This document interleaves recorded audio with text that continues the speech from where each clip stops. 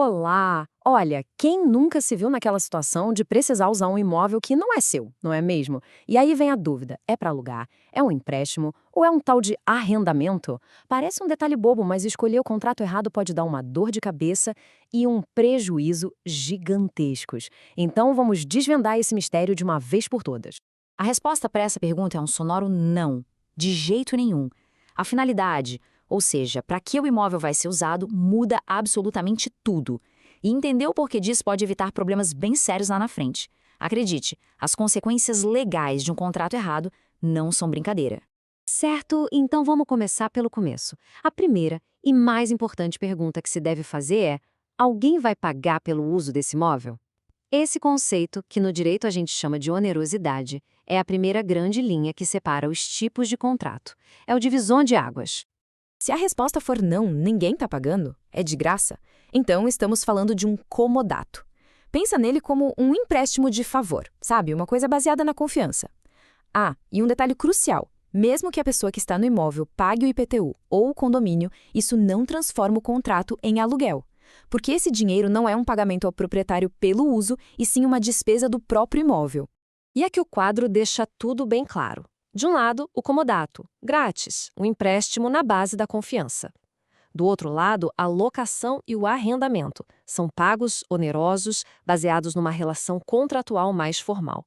Essa é a primeira grande diferença que precisa ficar na nossa cabeça.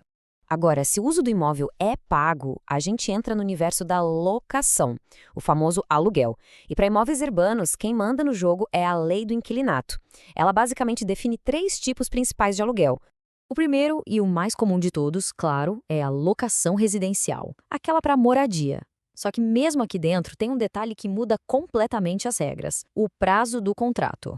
E essa é a regra de ouro dos 30 meses. Funciona assim: em contratos de 30 meses ou mais, quando o prazo acaba, o proprietário pode simplesmente pedir o imóvel de volta sem precisar dar nenhuma justificativa. É a tal da denúncia vazia. Agora, se o contrato for mais curto, com menos de 30 meses, a história é bem diferente. Ele se prorroga sozinho e o proprietário só consegue pegar o imóvel de volta em situações muito específicas que a lei prevê. Vamos para a segunda modalidade, a locação para temporada. É aquela clássica para passar as férias, fazer um curso rápido na cidade, um tratamento de saúde. Mas atenção, existe um limite de tempo bem rígido para isso. E esse número mágico é 90. 90 dias. Para um contrato ser considerado de temporada, o prazo não pode de jeito nenhum passar disso. É o limite máximo. Fora o prazo máximo, a locação por temporada tem umas regrinhas próprias. Uma bem diferente é que o proprietário pode exigir o pagamento de tudo, todos os aluguéis, de forma antecipada. E aqui vai um alerta importantíssimo. Se, quando o prazo acabar, a pessoa continuar no imóvel por mais de 30 dias e o proprietário não falar nada, a lei entende que o contrato virou a chave. Ele deixa de ser de temporada e se transforma numa locação residencial comum, sem prazo definido. E, finalmente, chegamos na locação para fins comerciais, industriais, enfim, qualquer atividade que busque o lucro. Nesse caso, a lei tem uma preocupação muito especial com uma coisa: a proteção do ponto comercial. Pensa só num restaurante ou numa loja que passou anos construindo a clientela naquele endereço. Aquele ponto vira um ativo, tem um valor imenso.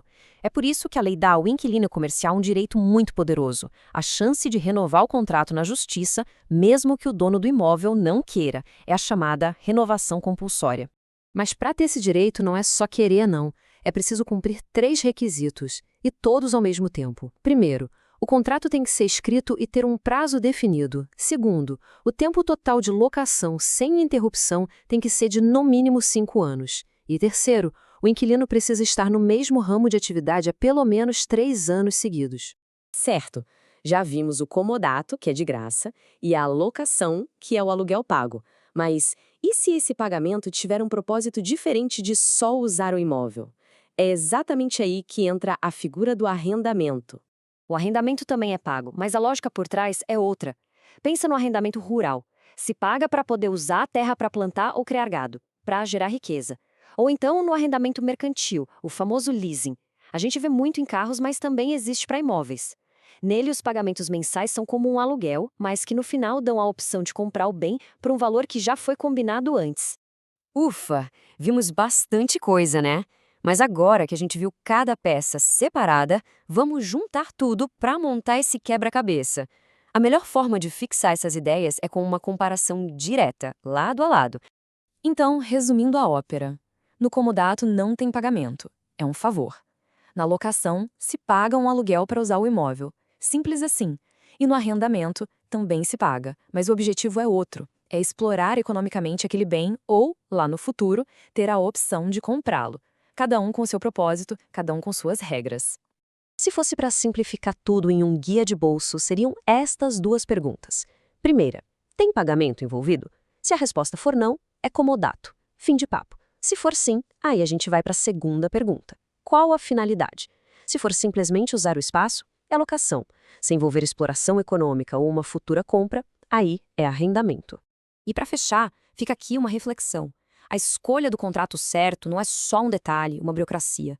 Usar um contrato de comodato quando deveria ser um de aluguel, por exemplo, pode invalidar garantias e deixar quem ocupa o imóvel numa situação legal extremamente frágil, quase como um invasor.